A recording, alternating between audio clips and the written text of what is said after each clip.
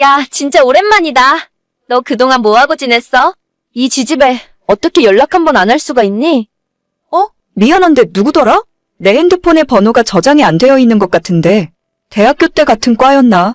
진짜 섭섭하다. 어떻게 나를 까먹을 수 있어? 나설이야, 곽설이. 우리 고등학교 때 같은 반이었잖아. 아, 그 곽설이? 그래, 진짜 오랜만이다. 그동안 잘 지냈고? 그럼 나야 잘 지냈지. 너는 어떻게 지냈어? 결혼은 했고? 난 작년 가을에 결혼해서 지금 한참 신혼이야. 근데 정말 의외다. 너한테 연락이 올 줄은 몰랐어. 우리가 고등학교 2학년 때 같은 반이었나? 1학년 때 같은 반이었나? 난 너랑 친하다고 생각했는데 너는 아닌가 봐. 뭔가 아쉽네. 벌써 나를 다 잊어버린 거야? 우리가 2학년 때 같은 반이었지. 내가 너를 어떻게 잊어버리겠어? 너가 반장까지 했었잖아. 그렇지. 내가 반장을 했었지. 그건 그렇고. 사실 나 얼마 안 있으면 결혼하잖아. 오랜만에 연락했다고 오해하지는 말고 너가 꼭 내 결혼식에 와줬으면 해서. 아, 결혼하는구나? 그래, 알겠어. 초대해줘서 고마워. 고맙긴. 고등학교 동창들 오랜만에 볼 수 있어서 기대된다. 아무튼 내가 조만간 다시 연락할게. 그래, 알겠어. 이 친구에게 결혼식 초대를 받고 난 뒤 저는 한동안 손발이 덜덜 떨렸습니다. 고등학교를 졸업한 지는 벌써 10년도 넘게 지났지만 저는 단 한 번도 이 친구의 이름을 잊고 살아본 적이 없어요. 내성적인 성격을 가진 저와는 다르게 예쁘고 활발한 성격이라서 주변 사람들의 관심을 한몸에 받았던 친구였고 고등학교 2학년 때 처음이자 마지막으로 같은 반이 되었었죠. 학기 초에는 잠시 친하게 지낸 적도 있지만 작은 사건 하나 때문에 저는 1년 동안 반에서 왕따처럼 지내게 되었고 저 친구와 주변 몇몇 애들이 저를 엄청 못살게 굴었습니다. 여자들끼리 왕따 시키는 건 남자애들처럼 대놓고 때리거나 괴롭히는 방법이 아니라 은근히 제 자존심을 짓밟아 뭉개버리는 일이었어요. 체육복이나 학용품 같은 제 물건들을 빌려가서는 잊어버렸다고 하거나 다른 반 친구에게 빌려줬다고 하면서 찾을 수 없게 만들었고 돈을 뺏어가는 일도 빈번했습니다. 심지어는 같은 반인데도 불구하고 수업 시간 직전에 제 교과서를 가져가는 바람에 저만 선생님에게 혼난 적도 있어요. 친구의 괴롭힘이 점점 심해져서 담임 선생님에게 이야기한 적도 있는데 그 친구는 공부도 그런대로 잘하는 편이었고 성격도 활달한 반장이었기 때문에 선생님은 제 말을 진지하게 믿어주지 않았죠. 오히려 그 친구를 불러다가 교무실에서 삼자대면을 시켰고 적당히 악수하고 화해하라는 식으로 사건을 덮고 지나갔습니다. 그 뒤로부터 당연히 괴롭힘의 강도는 훨씬 더 심해졌고 저는 입을 다물 수밖에 없었죠.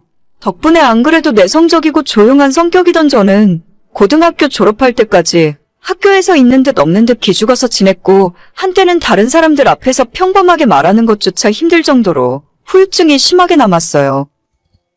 너네 이야기 들었어? 고등학교 같이 나온 설이라고 있잖아. 곽설이. 걔 다음 달에 결혼한대. 진짜? 그런 것도 주워가는 남자가 있구나? 결혼식에 내가 찾아가서 확갱판을 놔야 하는데 걔가 잘 먹고 잘 사는 거를 배 아파서 어떻게 봐. 방금 나한테도 연락 와서 청첩장 주더라. 나 아직도 걔가 밀쳐서 넘어진 곳이 아파. 어떻게 나한테 결혼한다고 연락할 수가 있지? 그 뻔뻔한 불려시가. 나 진짜 이대로는 못 넘어가겠다. 우리는 아직도 걔 때문에 힘들고 스트레스 받으며 사는데 자긴 다 까먹고 결혼식 오라고 초대를 할 수가 있어. 나 그 결혼식 갈 거야. 가서 뒤집어 놔야 직성이 풀릴 것 같아. 야, 그럼 우리 이렇게 한번 해볼까? 그 친구들 3명은 대학에서 친해졌어요. 고등학교 시절엔 다들 조용한 성격이라 서로의 존재를 모르고 지냈지만 같은 대학 다니면서 만나게 되었고 우리 모두는 한 가지 공통점이 있었습니다. 설이를 비롯한 당시 고등학교의 일진 애들한테 괴롭힘을 당하고 반에서 왕따를 당한 적이 한 번쯤은 있었다는 사실이에요. 그 무리들이 일반 학생들을 괴롭히면서 돈과 물건을 뺏고 때리고 모욕을 주는 일이 너무 흔했기 때문에 대부분의 친구들은 걔네들에게 원한 하나씩은 품고 있었거든요. 아마 자기는 즐거운 학창시절이었으니 저희 같은 피해자들이 어떤 기분으로 지금까지 살고 있었는지 전혀 기억도 못하고 알고 싶지도 않았겠죠. 자긴 잊어버렸어도 당한 우리들은 한날 한시도 그 이름들을 잊어버린 적이 없습니다. 한때는 예쁘장하게 생긴 설이가 연예계에 데뷔하기를 바랬던 적도 있어요. 그래야 제가 그녀의 고등학교 시절을 폭로하고 사회에서 매장시켜 버릴 수 있을 거라 생각했거든요.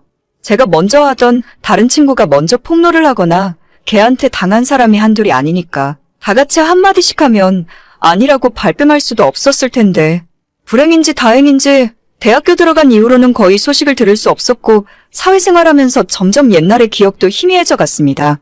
하지만 문득문득 그때 끔찍했던 시간들이 떠오르는 날에는 하루 종일 기분도 안 좋고 나를 상처 입혔던 사람들에게 복수하고 싶다는 생각을 자주 하기도 했어요. 언젠가 살면서 한 번은 마주치겠지.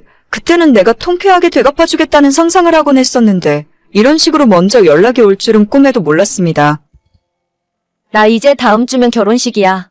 너가 꼭 와줄 거지? 요즘 다들 바쁜지 생각보다 올 수 있는 사람이 없네? 물론 가야지. 우리가 어떤 사이인데. 나 말고도 고등학교 때 너랑 같은 반이었던 친구들이 더 있는데 그 친구들도 다 같이 갈 거야. 진짜 정말 잘 됐다. 안 그래도 사람 많이 안 올 것 같아서 걱정이었거든. 예약을 300명 잡아놨는데 다들 이런저런 핑계대면서 못 온다 하더라고. 니들이라도 와준다니까 다행이다. 역시 동창만한 친구들이 없다니깐. 거기 밥 맛있는 데니까 꼭 다 같이 와서 밥 먹고 가. 알았지? 그래. 나 일부러 주말에 시간도 빼놨어. 우리 반 반장 결혼식인데 없는 시간도 만들어서 가야지. 고마워. 그날 꼭 와서 사진도 같이 찍자. 10년 만에 보는데 얼굴 안 까먹었지? 그래. 다음 주에 보자. 그렇게 저는 친구들과 함께 넷이서 서리의 결혼식이 열리는 예식장으로 찾아갔습니다. 신부 대기실에서 한껏 드레스를 차려입은 서리와 함께 사진도 찍고 마음에도 없는 축하 인사를 전했어요. 서리는 우리들을 전혀 못 알아보는 눈치였지만 고등학교 때 동창이었다고 하니까 억지로 웃으면서 반갑게 맞이해주더라고요. 오죽 찾아올 사람이 없었으면 우리한테까지 연락을 했을까 싶었지만 일단 오늘은 하객으로 축하해주러 온 거라 다들 덕담을 주고 받았습니다. 멀끔하게 잘생긴 신랑 얼굴도 보고 식이 끝나고 친구들 올라와서 사진 찍으라고 할 때 저희 넷이 다 같이 올라가서 사진도 같이 찍었어요. 피로 현장에서 밥까지 야무지게 먹고 나름대로 즐거운 하루를 보냈습니다. 딱 한 가지 저희가 계획했던 복수는 전날부터 미리 준비해간 축의금 봉투를 동창인 서리에게 준 것이 아니라 신랑 쪽으로 제출했습니다. 그 안에는 저희가 주는 축의금 5만 원과 며칠 전부터 정성 들여 쓴 편지가 들어있었죠. 반드시 신랑 혹은 신랑 측 부모님에게 전달해달라는 메모를 적어두었고 그 효과가 나타났는지 하루 만에 다시 친구에게서 연락이 오더라고요. 야, 너희들 진짜 미쳤어? 너네 내 결혼식에 뭐하러 온 거야? 너가 청첩장을 보냈으니까 갔지. 왜? 내가 준 축의금의 액수가 적었니? 너 어떻게 나한테 그럴 수가 있어? 우리 친구 아니었어? 친구, 우리가 한 번도 친구였던 적이 있나? 너가 나한테 뺏어간 돈만 30만 원은 되겠다. 혹시 축의금이 모자라면 내가 고등학교 때 미리 줬다고 생각해. 내가 너한테 돈 좀 빌린 것 때문에 이러는 거야? 아무튼 너희들 그거 장난이라고 빨리 이야기 좀 해줘. 시부모님들이 이혼하라고 난리야. 시아버님 되실 분이 교육감 선거에도 나가신 분인데 너가 이러면 내가 뭐가 되니? 장난은 무슨 장난? 너는 처음부터 끝까지 계속 장난이라고 하더라? 돈을 뺏은 것도 장난이고 애들 때린 것도 너한테는 전부 장난이지? 걔네들은 아직도 그때 생각만 하면 자다가도 벌떡벌떡 일어나. 마음 같아서는 결혼식장에서 깽판 치고 싶었는데 어르신들 봐서 참은 거야. 앞으로는 우리가 연락할 일 없을 거고 인생 착하게 살아라. 저희 네 사람이 신랑 측에 전달한 축의금 봉투 안에는 고등학교 시절 서리가 저희에게 했던 수많은 악행들이 빼곡하게 적혀 있었습니다. 혹시나 믿지 않을까봐 같은 학교를 나왔다는 졸업증명서까지 출력해서 넣었고 우리가 어떻게 폭행을 당했고 얼마나 많은 금품을 갈취당했는지 기억나는 대로 상세하게 적었어요. 모범생인 척 뒤로 호박씩 가면서 술과 담배를 하고 옆 학교 남자애들 만나서 놀던 이야기까지. 서리는 기억하지도 못할 과거의 모든 사실들을 다 고발하는 내용의 편지였죠. 친구들 중 한 명이 옛날 이메일을 뒤져서 그 시절을 증명할 수 있는 사진들을 찾아냈고 그 사진들까지 다 출력해서 편지에 넣었습니다. 저희는 전혀 모르고 있었지만 신랑 측 부모 두 분 모두 교육자 출신 집안이었고 그 편지를 받아보시고는 집안 망신이라며 당장 결혼은 없던 일로 하자고 호통을 치셨다네요. 교육감 선거에 또 나가실 생각인 것 같은데 집안에 학교폭력 전과가 있는 며느리가 들어오면 참 볼만하겠구나 싶더라고요. 결국 제 친구는 신혼여행 비행기도 타보지 못하고 이혼하게 되었습니다. 정확하게 이야기하자면 혼인신고조차도 하지 못했으니 파혼이라 하는 게 맞는 말이겠죠? 그 뒤로도 몇 번 더 서리에게 연락이 왔었지만 전부 답장하지 않았어요.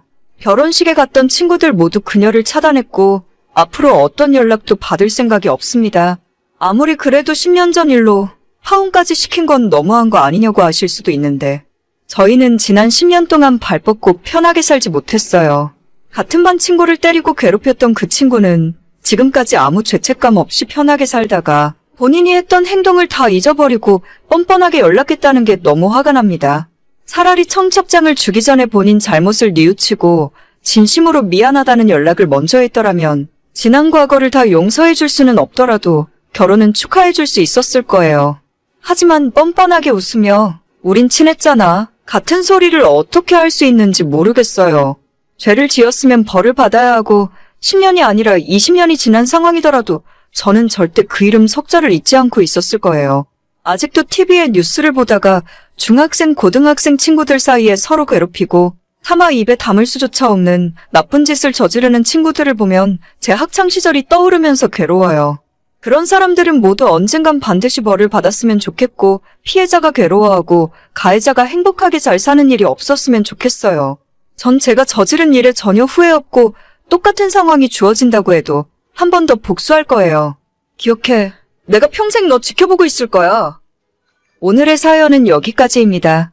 구독과 좋아요, 알림 설정은 많은 힘이 됩니다. 다들 행복하시고 좋은 하루 되세요.